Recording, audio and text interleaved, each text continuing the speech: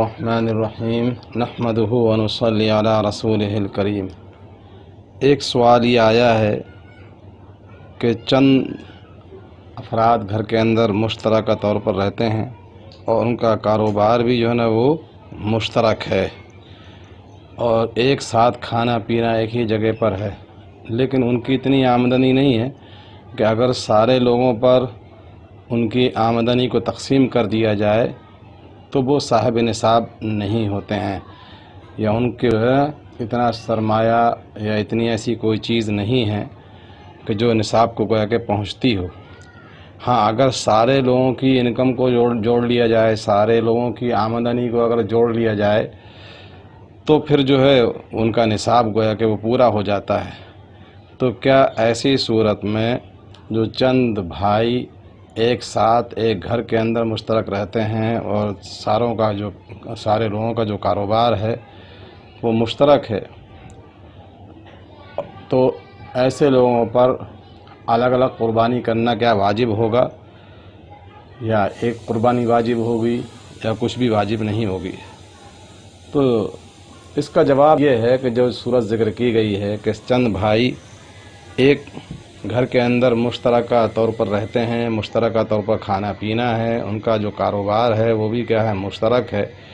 لیکن ان کی پوری آمدنی کو اگر سارے بھائیوں پر تقسیم کر دیا جائے، سارے لوگوں پر تقسیم کر دیا جائے تو کوئی بھی صاحب نصاب نہ بنتا ہو، تو پھر ان میں سے کسی پر بھی قربانی واجب نہیں ہے۔ اگر ان کی مشترکہ جو کمائی ہے اگر سب پر تقسیم کرنے کے بعد میں ہر ایک صاحب نصاب کے بقدر مالک ہو جاتا ہو تو پھر ایسے لوگوں پر قربانی جو ہے نا واجب ہوگی، سب پر قربانی گویا کہ واجب ہو جائے گی، ورنہ کسی پر بھی قربانی واجب نہیں ہوگی، ایک بھی قربانی گویا کہ وہاں پر واجب نہیں ہوگی۔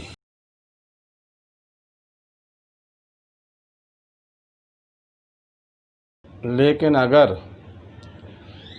ان کے گھروں کے اندر جو عورتیں ہیں اور ان کے پاس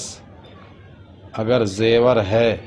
جس میں تھوڑا سونا اور تھوڑا چاندی، جیسا کہ عام طور سے ہمارے یہاں ہوتا ہے،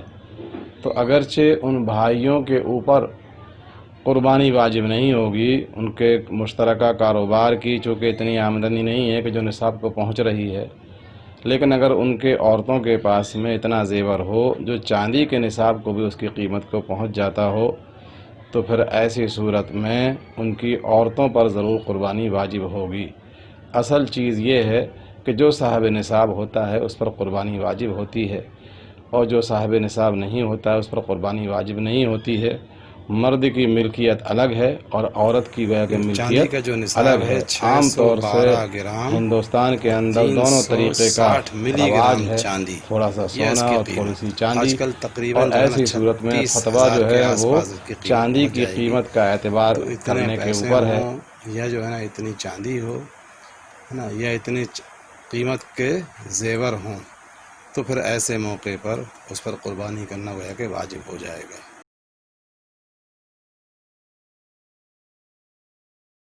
جو بھی قیمت بنتی ہو۔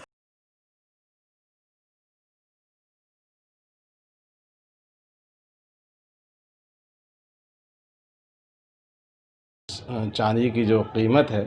وہ تقریباً جو ہے نا موجودہ قیمت کے اعتبار سے، تو جس کے پاس میں اتنا زیور ہوگا